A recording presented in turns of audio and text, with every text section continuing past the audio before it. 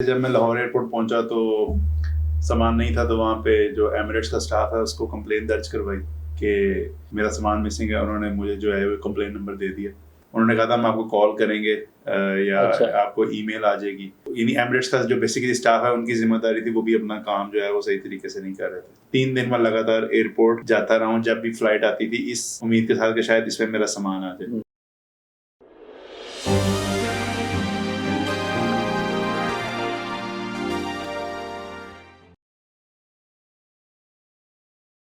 बिस्मिल्लाहिर्रहमानिर्रहीम। हमारे साथ आज एक बार फिर हैं उसामा जमील साहब।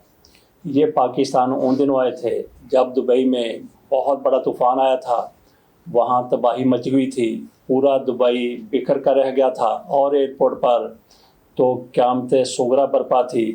फ़्लाइटें नहीं आ रही थी, लेकिन वहाँ पे पहले से मौजूद मुसाफिर कितने परेशान थे। अगर कोई फ़्लाइट आ गई, उतर गई, वो मुसाफिर भी उनमें जमा हो गए और जो जाने वाले मुसाफिर थे वो भी वहाँ पे बैठे हुए थे। उसामा जमील साहब उन दिनों दुबई पहुँचे थे जब वहाँ पे फ़्लाइटें लैंड करना शुरू हो गई थी।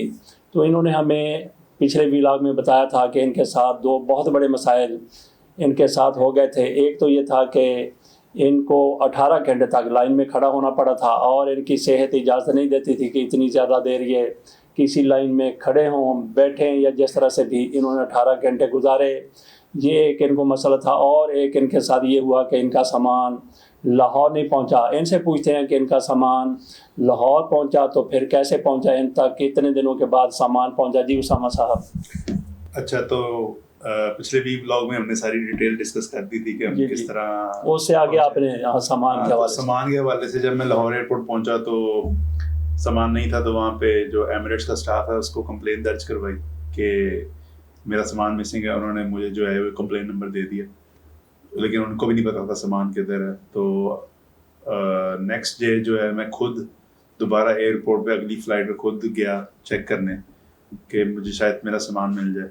वहाँ पे जो है वो जो स्टाफ है उन्होंने तो पहले कहा जी कि पहले जो करंट फ़्लाइट है उनका सामान फ्री होगा, वो अपना सामान ले लेंगे, उसके बाद जो है हम आपको देंगे। लेकिन खैर वहाँ पे भी जो स्टाफ था उनकी कोई वहाँ इवन के सारे लोग अपना सामान लेके जा चुके हुए थे। अच्छा जी।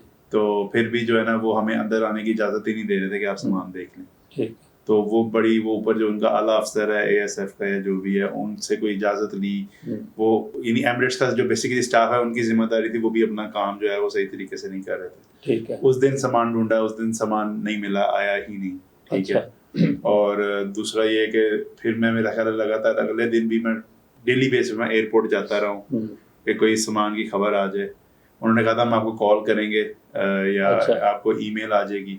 अच्छा, जब वो मैंने चेक किया ना, वो जो उन्होंने मेरी कंप्लेन दर्ज की थी उसमें मेरा ईमेल एड्रेस भी उन्होंने गलत लिखा था, हालांकि उनको मैंने कागज़ पे लिख के दिया था।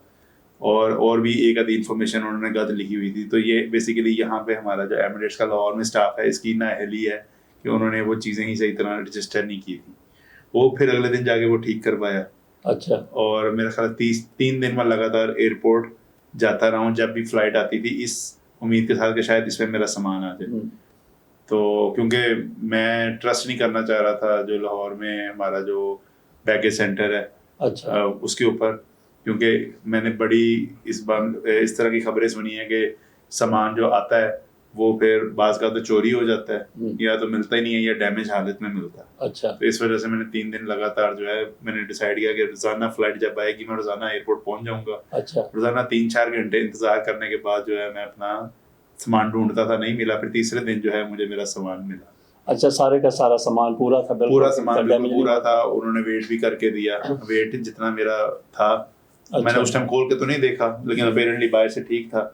और उन्होंने कहा था कि उन्होंने वेट किया सामान का अपने तराजू पे, तो वो पूरा था। अच्छा, ये अगला सवाल हमारे इस हवाले से ये बनता है कि 3-4 दिन आपको सामान नहीं मिला, उसमें आपके कपड़े थे, ज़रूरियात ज़िंदगी की, उसमें आपकी चीज़ें होंगी जी। तो इस हवाले से कोई जो कंपनी है, ये वाले जो एयरलाइन है या जो भी है, उनकी तरफ से कोई कंपनसेशन होती है? कोई ऐसा कानून है कि आपने जाहिर है कि आपके कपड़े उसमें थे, आपकी दीगर ज़रूरियात की चीज़ भी, कोई ऐसा है कोई लॉ, कोई इंश्योरेंस वगैरह उनकी कंपनियों की तरफ से?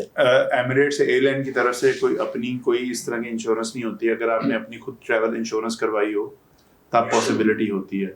अच्छा। अगर फ्लाइट डिले का जो यहाँ पे बेसिकली 2 तरह की पॉलिसीज हैं। अगर तो आपका सामान लेट होता है उसकी तरफ से एमिरेट्स या एयरलाइन आपको कोई कंपनसेशन नहीं देती। ठीक है। अगर आपकी फ्लाइट जो है, जो कि यूरोपियन लॉ के मुताबिक है कि अगर आपकी फ्लाइट 3 से 4 घंटे लेट हो जाए, ठीक है, तब जो है वो आपके किलोमीटर फार्मूला की बेस पे कि कितने दूर जाना था तो आप जो है वो कंपनसेशन ले सकते हैं फ्लाइट से।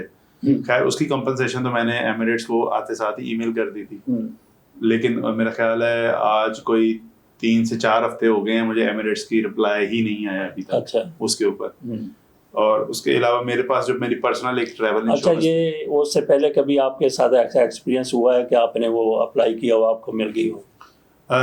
इससे पहले मेरे साथ एक दफा टर्किश एयरलाइन पे ये वाला मामला हुआ था। अच्छा। उनको भी मैंने अप्लाई किया था, लेकिन उनकी तरफ से रिजेक्शन हो गई थी, मैं केस हार गया था।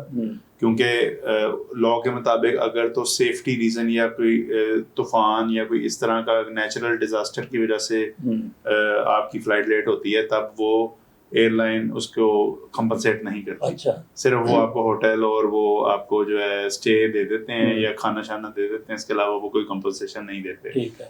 लेकिन अगर आपकी ट्रैवल इंश्योरेंस हो इसके अलावा जो कि आपको खुद करवानी पड़ती है, अच्छा, तब जो है वो कंपनसेशन पॉसिबल है। आपने करवाई हुई है? मेरी ट्रैवल इंश्योरेंस थी। अच्छा। और मेरी ट्रैवल इंश्योरेंस में डिले और सामान गुमने के भी इंश्योरेंस थी या लेट आने की भी इंश्योरेंस थी। तो जो मेरी सामान 3 दिन लेट हुआ उसकी तो मुझे कंपनसेशन ऑलरेडी मेरी इंश्योरेंस की तरफ से मिल चुकी है। ठीक है। लेकिन जो मेरी फ्लाइट लेट हुई थी, अगर आप बताना पसंद करें कि कितनी, तो नाज़रीन जो मेरी इंश्योरेंस थी उस पे जो है मुझे 400 यूरो तक की जो है कंपनसेशन अवेलेबल थी। अच्छा, वो तकरीबन 1.5 लाख रुपया बन जाता है? तकरीबन बनती है 1,20,000। अच्छा, 1,20,000 वो आपको मिल गए? जी। अच्छा। और जो बाकी फ्लाइट लेट होने की जो कंपनसेशन है वो उनकी इंश्योरेंस वालों कंपनी की रिक्वायरमेंट है कि अगर एयरलाइन आपका केस रिजेक्ट कर देती है तब हम उसको हैंडल करेंगे। अगर वो आपको पैसे दे देते हैं या आपकी कोई कंपनसेशन कर देते हैं, अच्छा, तब हम उसको क्लेम। अच्छा, इंश्योरेंस के बगैर भी कोई मुसाफिरों के हकूक हैं कि अगर उनके साथ इस तरह से हो जाए कि कंपनसेशन उनको दी जाए? इंश्योरेंस के अलावा बस मेजरली यही होता है कि अगर आपकी फ़्लाइट जो है वो लेट हुई है और अगली फ़्लाइट में 12-13 घंटे का वक्फा है, तो उसमें जो है वो एयरलाइन के ऊपर पॉलिसी है कि वो आपको होटल दे, लाजमी दे। लोगों को जो पता ही नहीं होता। अब बाज़ का एयरपोर्ट स्टाफ जो है वो आपको जो है ना आपको बेसिकली आपसे जान छुड़वाने की कोशिश कर रहा होता है कि शायद इनको पता नहीं है, लेकिन अगर आप उनको फोर्स करो तो वो दे देते हैं। लेकिन बाज़ का वो पैसे ही दे देते हैं, लेकिन अगर वो देखते हैं बंदे को देखते हैं कि बंदा किस तरह का है, इसको पता होगा कि नहीं होगा, तो वो इधर से बचत करने की कोशिश करते हैं। लेकिन अगर आप उनके पीछे पड़ो तो वो देंगे आपको। अच्छा। और उसके अलावा जब तक आपका नेक्स्ट फ्लाइट नहीं होती उस टाइम का हर मील, दिन में अगर 3 मील पड़ते हैं, 2 मील पड़ते हैं, उसकी कंपनसेशन आपको देने के लायबल है। ठीक है। अच्छा, अभी हेल्थ इंश्योरेंस के बारे में आप बताइए, क्योंकि आपको हेल्थ के मसाइल भी आए उस वजह से। जी, तो उसमें जो मेरी ट्रैवल इंश्योरेंस थी उसकी में जो है मेरा जो है मेडिकल हेल्थ इंश्योरेंस भी कवर थी। अगर ड्यूरिंग माई ट्रिप जो है मुझे कोई मसला हो जाता है, क्योंकि मेरा बैक का इशू क्रिएट हुआ थोड़ा। अच्छा, ये पहले था या अभी हुआ है? पहले नहीं था, लेकिन अच्छा। ड्यूरिंग इतना लंबा सफर करने और बैठने से वो चीज जो है ट्रिगर हो गई। ठीक है। ठीक है, हो सकता है पहला हो, लेकिन मुझे कभी उसकी शिकायत नहीं थी। अच्छा, ठीक है। लेकिन इतना ज्यादा सफर करने और लाइन में खड़े होने और सारे प्रोसेस से जो है मेरी बैक का एक इशू डायग्नोज हुआ, तो वो मैं उसका जो है अपना ट्रीटमेंट करवा रहा हूँ। अच्छा, तो उसकी कंपनसेशन क्या देंगे ये? उसकी कंपनसेशन अभी जो मेरी ट्रैवल इंश्योरेंस है उन्होंने तो एक अमाउंट अपर एंड पे डिसाइड की हुई है कि हम इतना तक कवर करेंगे अगर आपके ड्यूरिंग ट्रिप आपको कोई मेडिकल इमरजेंसी अच्छा या कोई ऐसी ट्रीटमेंट करवाना पड़ता है जिसकी कोई हिस्ट्री अवेलेबल नहीं थी। ठीक है। तो अभी तो खैर मैं अपना ट्रीटमेंट करवा रहा हूँ, तो जैसे ही मैं वापस जाऊंगा तो जितनी भी मेरी अभी आपने अप्लाई नहीं किया? अभी मैंने अप्लाई नहीं किया। तो जब मैं वापस आऊंगा तो तब मैं वो भी फाइल करूंगा कि ये मेरा मेडिकल एक्सपेंस हुआ है जो कि इस ट्रिप में, जो कि मुझे कोई मसला था नहीं, जो कि जनरेट हुआ है ड्यूरिंग माई फ्लाइट।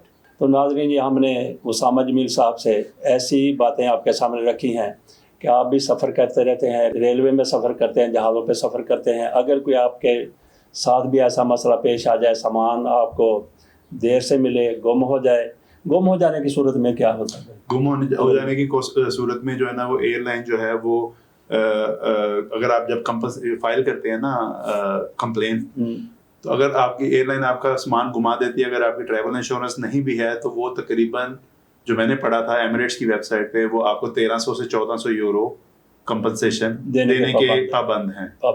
ठीक है, तो तब उस केस में जो है वो एयरलाइन रिस्पॉन्सिबल है और कंपनसेट करती है। अच्छा, उसकी इंश्योरेंस हो या ना हो? उसकी इंश्योरेंस हो ना या ना हो, लेकिन अगर आपके पास इंश्योरेंस भी हो, मेरा ख्याल में आपको इंश्योरेंस रखनी चाहिए, क्योंकि मैं फ्रीक्वेंट ट्रैवल करता हूँ तो मैं अपनी इंश्योरेंस रखता हूँ जी।